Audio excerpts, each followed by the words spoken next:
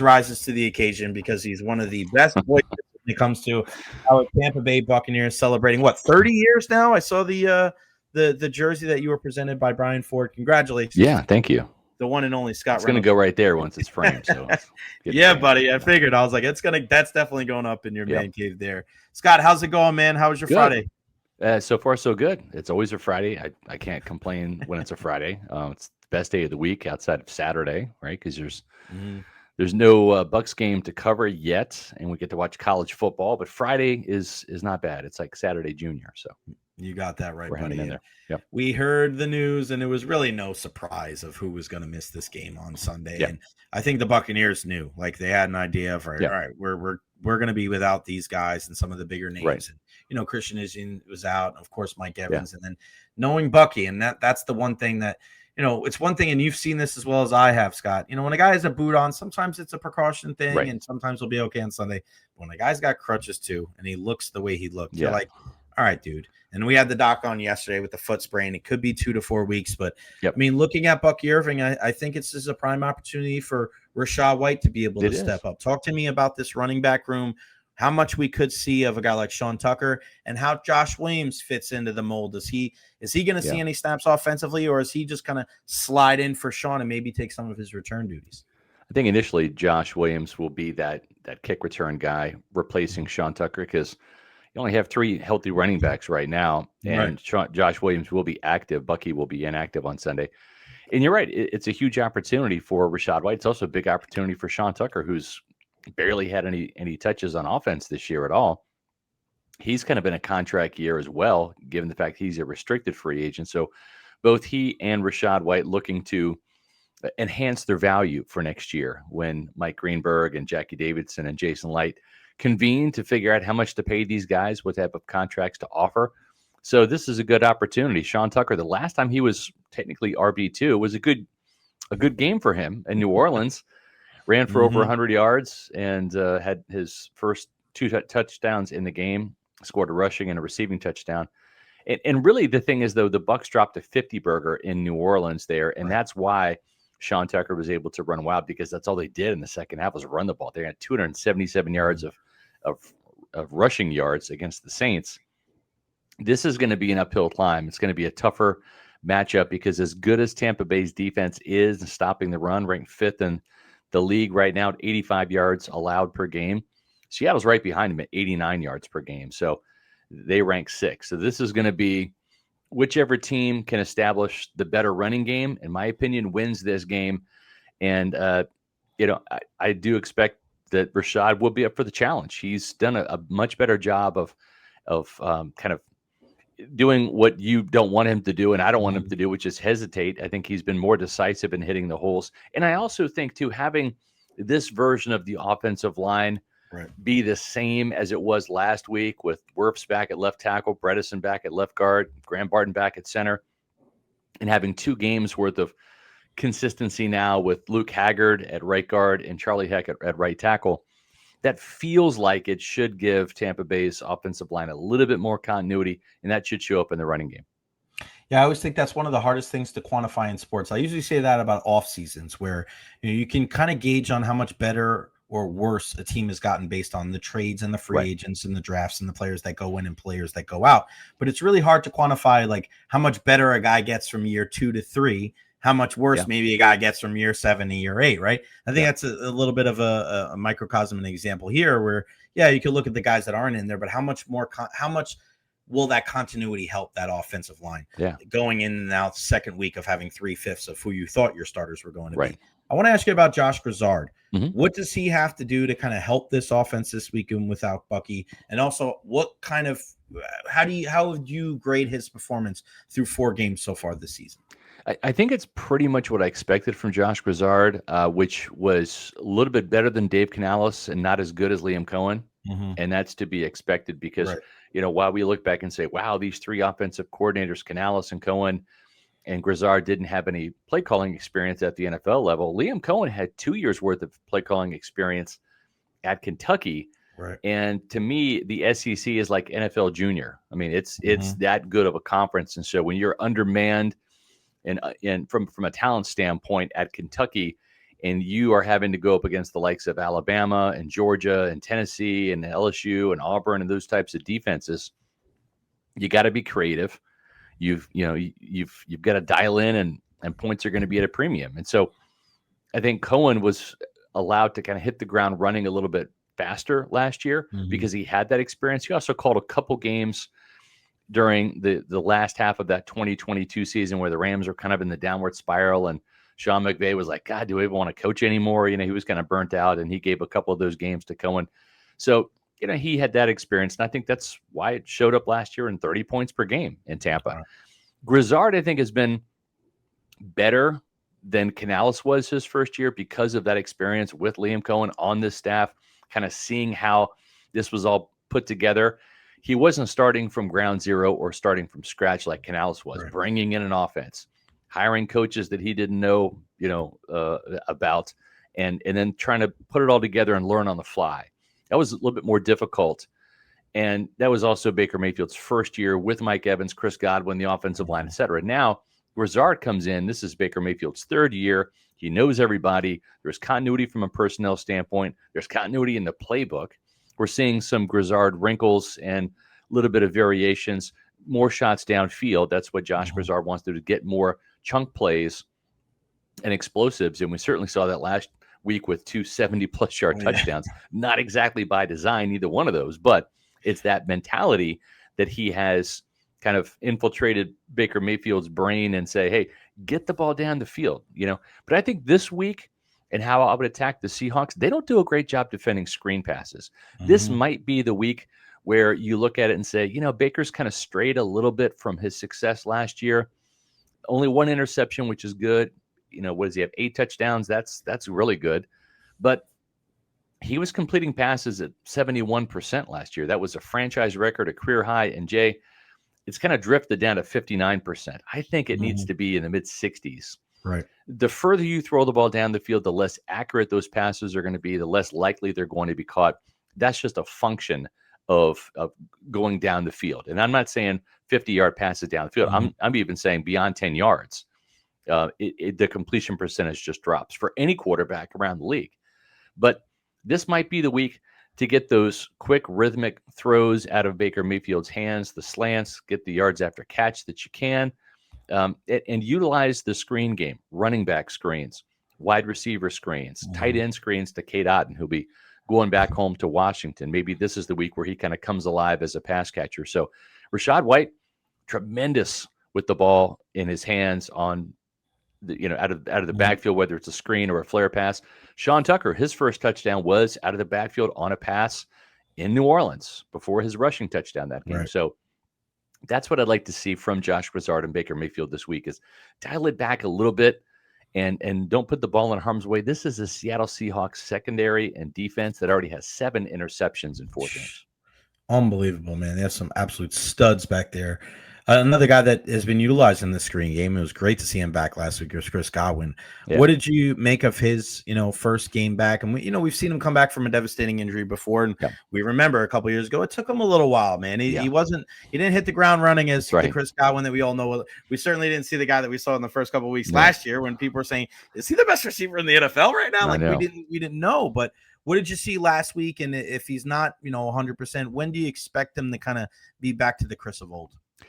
Rusty receiver last week. He dropped some passes he would normally catch. I don't think the routes were as crisp as snapping those off, creating the separation as he had, in previous years. A couple things.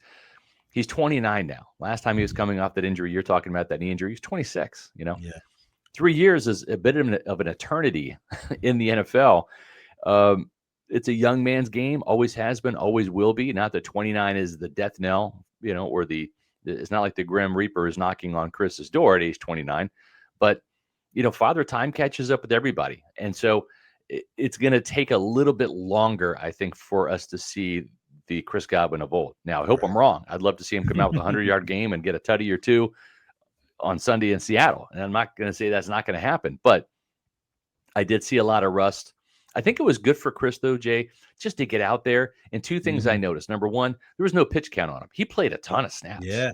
I think he might have even out-snapped Emeka Ibuka on Sunday or close to it. Number 2, he's been back practicing for a month now.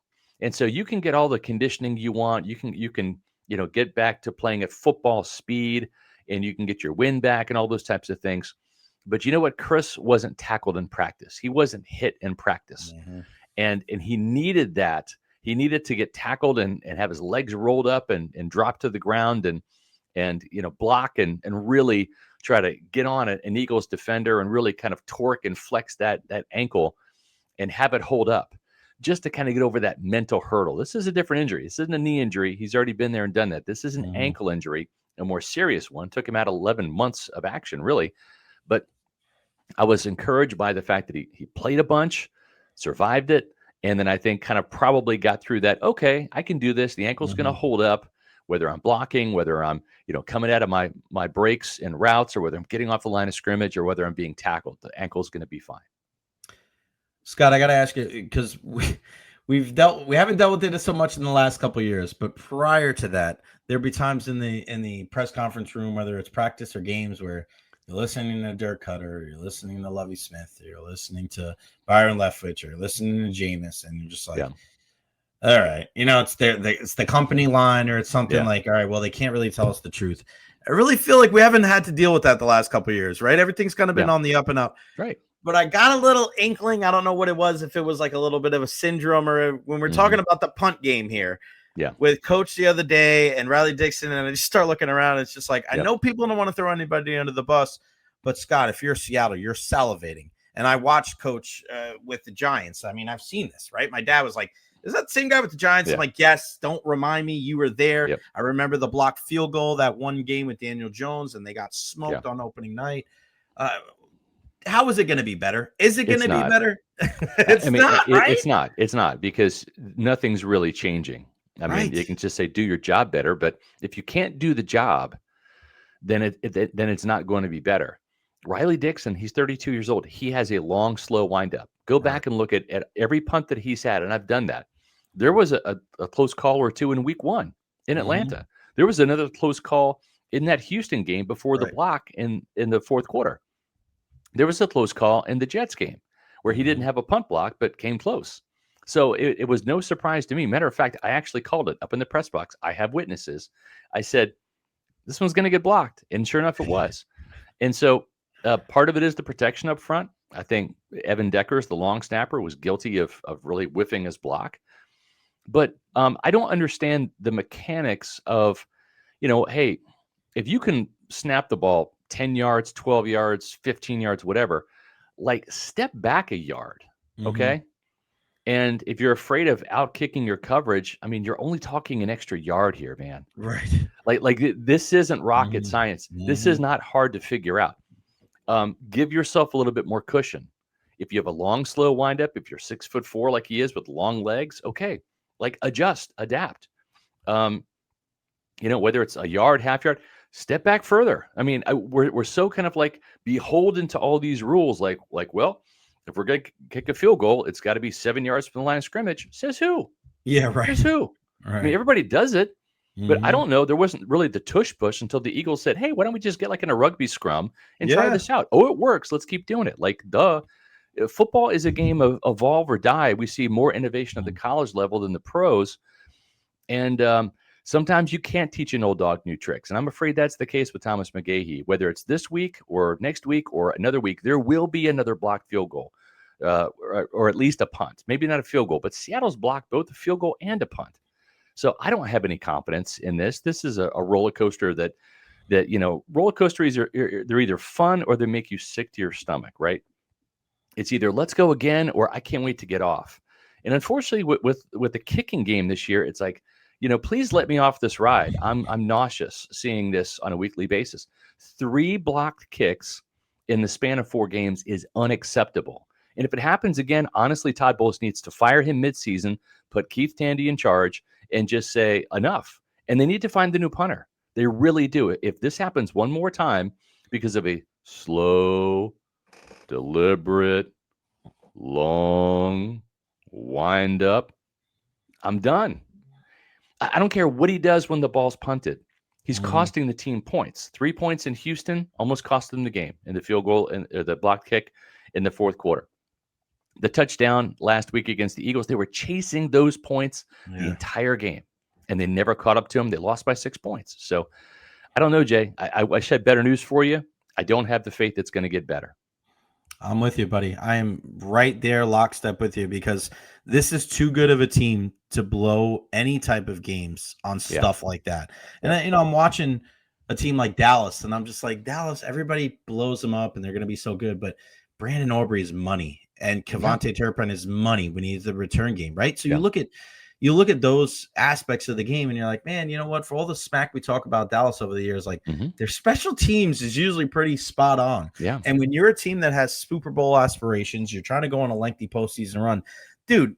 Can you imagine if that happens in the playoffs?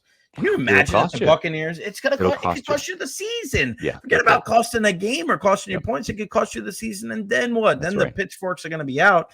I'm with you. I'm not usually a person for like calling for somebody's job, but like, dude, there's a lot of things that aren't lacking. This team is dealing with a lot of injuries, and you are not holding up your end of the way. It's got to be just they need to. The only way that they don't get fired, Scott, is if they have a Chase McLaughlin-like turnaround. You want to quell some of the fears that people have? Yeah. Go kick a 65-yarder. Go kick another 50-yarder. It's like, all right, Chase, you're back in our good graces. But I just don't – I'm with you, man. I just don't see that happening. I'm with you. Chase McLaughlin – and here's the thing. Special teams kickers literally have nothing to do with kickers. Special teams coaches. They have nothing to do with kickers. Most of the time, they avoid them like a plague, because kicking is like 90% mental, right? So a lot of times, all special teams coaches do is protection and coverage, right? And that's pretty much it. If you're a kicker, you have one job: kick the ball through the uprights. That's it. If you're a punter, you have one job: don't get it blocked and just get us 40 to 45 yards. Right. That's it. It's really that simple. And so for special teams coaches, I can't even give Thomas McGahee any of the credit for Chase McLaughlin's success, because that's all Chase, man. And I've had plenty of special teams coaches tell me that. He's like, I don't go near a kicker. Are you kidding me? Like, I don't want to jinx the guy or get in his head. Like, that's for him to figure out. And that it's kickers, their best friends are the punters and the long snappers. That's the ecosystem. That's the bubble. That's their psychologist, right? That work them out of any funks that they're in. And Chase is certainly out of it now. That's a great thing. It's a shame because Chase is doing the job with kicks now. Cam Johnson's doing the hell of a job with returns. Everything else is good. It just, hey, let's not have some punt blocks. If we can kind of do the bare minimum, like not have the punts blocked, I don't care if the guy kicks it 35, 40 yards, whatever. Just don't block it to create points for another team. Yeah, you got a better chance of Chase talking to Jake Elliott on the other sideline or Martin Gramatica up in the booth rather than talking to his special teams coach for sure. I want to ask you about the defensive side of the ball now that we know that Morrison and Dean are going to be out. Do you anticipate Parrish kicking out to the outside? Or do you keep him in the nickel spot and you bring up one of these guys that we know that are veterans? And just kudos to Jason Light. I think this is a huge thing of realizing when it went off the rails last year and you're looking at Hayes and some of these other guys that are special team, and I think Josh Hayes is a phenomenal special teams player. Right, but that's his role, though. That's his role, right? We saw it years ago. I forgot who the other guy was. Just talking to somebody. Ryan Smith. Like he was fantastic. But then I don't want to say out there on defense, right? Right. So what do they do now, knowing that Dean and Morrison are out? Do you think they keep Parrish at the nickel? Do they kick him out? What do you think?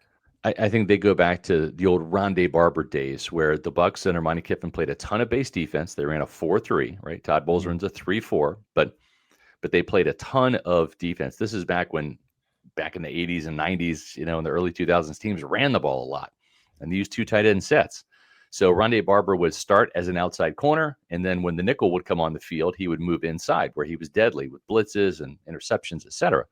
That's what Jacob Parrish is going to do. I think he's going to be the guy that starts outside this week, and then in nickel situations, he'll come inside. So to me, I think that's what we're looking at. Is we're looking at Jacob Parrish playing every down just about at cornerback, whether it's outside or inside this week. And they'll bring in either Kendall Vildor or Bryce Hall to play in the nickel, probably moving Jacob inside and either Bryce Hall or Kendall Vildor outside. But this is a great week for that to happen because Seattle runs the most 2 tight end sets just about in the league. They're rarely in 11 personnel, which is 3 receivers. So the Bucs aren't going to be in nickel defense much at all this year or this week, and that's a good thing. Yeah, no doubt about it. I mean, there's a lot of moving parts, no doubt about. I want to ask you about Yaya Diaby. I want to ask you about the pass rush because everybody keeps telling me about pressures this and pressures that, and it's like, yeah, I get it. I understand what pressures do. I'm not, but I also think it's a number that doesn't always tell you everything. Because if you have a guy that's constantly getting pressures, I know it can open up for other people. But last time I checked, Scott, I don't know if anybody has number of pressures in their contract for how many they get. They don't get a bonus for anything like that because sacks get you paid. They get you in the sacks Pro Bowl. get you paid, right? So and just people talk about hard hit balls in baseball and all, high danger chances in hockey. Right. And it's like it could lead to something, but I hate the could word. I want guys that get home. Home. You hear all these things about pressures. What do you make of Yaya Diaby in this pass rush through 4 games? Great against the Jets, kind of invisible last week, right? Right. And I think that's the key for Yaya in year 3 is be that guy, be a consistent guy that's going to get the job done on a weekly basis. And I think that's going to be the key is getting him to where he's comfortable, rushing the passer outside of, or I should say opposite Hassan Reddick. And the loss of Kalashi Kancey inside, it's big. It really is. I think there's an opportunity this week, though, because I lay Tampa Bay's front 7 with the ability to stop the run. I don't have a lot of confidence that Kenneth Walker is going to have a big game by any means. So I think Tampa Bay's run defense can control the line of scrimmage. This team I think they're up to 32 tackles for loss this year already, which is an insane number. So to me, having the ability to stop the run on first and second down is going to help get to some third and long situations. And then you can set your pass rush free. The key matchup for me is going to be, I think his name is Anthony Bradford. He's the right guard. He's either Andrew or Anthony Bradford, the right guard for the Seattle Seahawks. He's the weak link. I would put Vita Vea in a 3 technique, not a nose, but a 3 technique. Isolate a one-on-one with him and beat the crap out of him on first and second down. He is not good in pass protection. Big guy, 6'4", 334. Right. He lunges. He blocks with his head down. He's just not that good of a guy in pass protection. So I put Vita on him. Vita's got power and suddenness. I mean, he's a quick guy for such a big guy. Then on third downs, I'm putting him in the spin cycle and putting Elijah Roberts, who's got a great get off, putting him one-on-one as a 3 tech over him to get some immediate pressure right up in the face of Sam Bradford. Then hopefully that forces Bradford to go side to side into the waiting arms of Yaya Diaby or Hassan Reddick. And then I'm mixing in some A and B gap blitzes with Hassan Reddick, with Servassier Dennis. And I wouldn't be surprised if we see more of Hassan Reddick playing at the linebacker level this week in base defense, with Elijah Roberts playing in place of him as an edge rusher. That, to me, would be a sound way to get your best players on the field, stop the run. And I'd rather have Elijah Roberts up front and Hassan Reddick at the linebacker level where I can blitz him, where I can drop him into coverage. He's a great athlete, rather than just bringing in Deion Jones as an extra linebacker. So if I'm Todd Bowles, that's how I handle it. Yeah, it's a great point, too, because I look at the whole situation with Seattle and kudos to them. Like Clint Kubiak comes in and he takes Sam Darnold and he goes, what did you do well last year for Minnesota? What Kevin O'Connell was able to do. And you ran the ball well with Aaron Jones last year. We're going to try to run all we can with Kenny Walker and Charbonnet. And you see the same kind of offense. And kudos to them, because I think it's really weird when you go out and get a quarterback that is a certain type of way, and then you have him rolling out and not handing the ball off and not play action. You have him throwing 45 times, and you're wondering why he's not the same quarterback. So kudos to them, but I'm with you. If they can stop the run, I mean, man, that throws them off kilter. And if you have Darnold sitting back there throwing 40 times, that feeds right into the Bucs' hand. All right, before I let you go, Scott, just give me your overall impression of the team and how they've dealt with the injuries and kind of what the next couple of weeks look like for the Buccaneers, because we know what the schedule is going to look like now. And you go home to San Francisco, but then you travel on the road to Detroit. What are you trying to hope for outside of stay healthy? Because I think that's everybody's kind of prerogative. But what are you looking for as far as the maturation of this team through this kind of next second quarter of the season? Defense has played so much better on third down against the run. The total defense, they're a top 5 unit in terms of yards allowed. They're doing a great job, except for takeaways. 2 takeaways in 4 games is unacceptable. Only 1 interception with all of this offseason talk about, we need ball hawks. We need ball hawks. They had 6 interceptions in the preseason. It looked promising, and it's kind of fizzled. So they've got to get some takeaways. You look at Seattle, they already have 7 interceptions this year. That's as much as Tampa Bay had all of last year. Right. The Jacksonville Jaguars are 3-1. They went on the road on the West Coast, beat the 49ers last weekend, gave them their first loss. And had they do it, Liam Cohen's defense, they have had 4 straight games with 3 takeaways in each of those games. It's a new franchise record. Okay, so as much as Liam's helping that offense, it's the defense that's getting the job done in Jacksonville. And that is going to be key to, if the Buccaneers are going to win, they're going to have to win the turnover battle. And it can't be 1-0. It's going to have to be probably, 3-1 or 4-2 or something like that. They're going to have to get the defense to take the ball away, because what that does, it does 2 things. It prevents the offense from scoring. It just steals a possession. And if you do on the right side of the field, like look at last week, the Eagles only had, they didn't even have a positive yard. They actually lost yards in the second half, but they created a takeaway in the end zone that prevented the Bucs from getting points. And they had a takeaway, the Bucky fumble, inside the Bucs red zone area or close to it that gave them a touchdown that was necessary for them to win the game. So they've got to do that. I applaud Jason Light for flooding the cornerback position, so we're not in the same situation where last year we were watching Tyreek Funderburk and Josh Hayes come in for Jamel Dean's injury. It's not just Benjamin Morrison. It's Jacob Parrish. It's Kendall Vildor. It's, by the way, Bryce Hall, who was cornerback number 3 last year before he got hurt in week 1. He's in the practice squad. He'll be elevated on Sunday. So they've done a really good job of attacking that. I think they got to start faster. Seattle's averaging 8.8 points per game in the first quarter. That's second most in the league. And Tampa Bay is averaging 3.3. That ranks 24th. Tampa Bay for this game has got to survive the first quarter, whether it's 0-0, 3-3, 7-7, 10-10, 14-14. They got to be at least even, if not ahead. They got to start faster than they have. And then last but not least, Jay, with these 3 games, they're going to have to win one, whether it's this week, whether it's San Francisco, whether it's at Detroit. I think it's going to be next week against San Francisco at home. I don't necessarily like their chances up in Seattle. Can they win? Absolutely. I think this is a kind of an even matchup, just like last week. If you would have told me the Bucs were going to win, I'd believe you. If you had told me the Eagles were going to win, I'd believe you. Same thing here. This is kind of a toss-up game for me. Turnovers are going to tell the tale.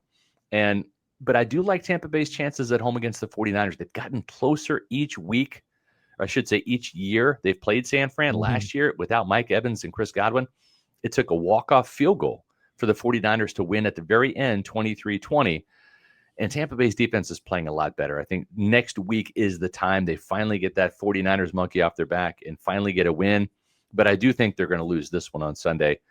And that will, of course, stir up emotions of the last 2 years. Oh, no, is this a slide? Is this a 4-game skid? I don't see that happening necessarily this year. I think maybe they lose a couple in a row, but they're not going to lose 4 in a row like they did last year or the year before. Scott Reynolds, Pewter Report, pewterreport.com. When's SR's Fab 5 coming out? It's out today. It's out right now on pewterreport.com. You can check it out. I'll have a Pewter Pulse video later today on Pewter Report TV, our YouTube channel. And we'll have our Pewter pregame show at 9 o'clock on Pewter Report TV. Also streams live on X and Facebook at Pewter Report on Sunday morning at 9 o'clock. Doesn't get any better than our friends at Pewter Report. Again, at Pewter Report, the one and only Scott Reynolds. If something happens with the Bucs, I said this the other day, if Pewter Report's not saying it, I don't believe it. So at Pewter Thanks Report, so much, pewterreport.com. Always a pleasure Scott, to be on with you. Always a pleasure myself. Thanks, man. Talk soon. You got it. See you, buddy.